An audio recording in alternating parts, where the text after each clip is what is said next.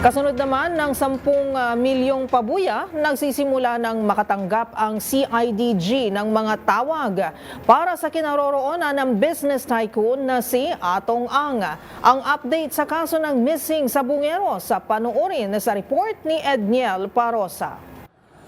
Nagsisimula ng makatanggap ng tip ang hotline ng Criminal Investigation and Detection Group para sa ikadarakip ng #1 most wanted sa buong bansa kung ituring na si Charlie Atong Ang. Sa pulong balitaan dito sa Campo Crame, sinabi ni CIDG spokesperson Police Major Helen de la Cruz na sinasala na ang naturang mga impormasyon.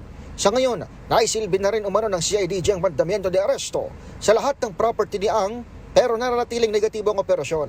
Sakali namang may caller ang CIDG na makapagtuturo sa tamang lokasyon ni Ang, matatanggap nila ang reward ng DLG na aabot 10 milyong piso. Nagbabala ang otoridad na maparurusahan ng mga prank callers at mga magbibigay ng peking impormasyong maglilihis ng manhunt sa akusado. Nabigyan ng mga information at ito ay binavalidate ng aming Intel Division.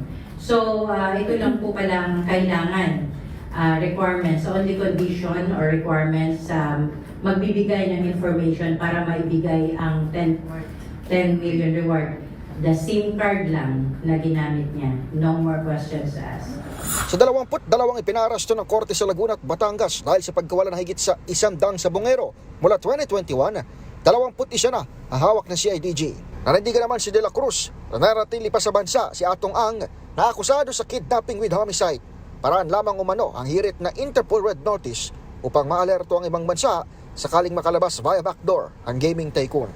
Para sa MBC TV Network News, ito si Edniel Parosa, Razor H. Una sa Pilipinas, una sa Pilipino.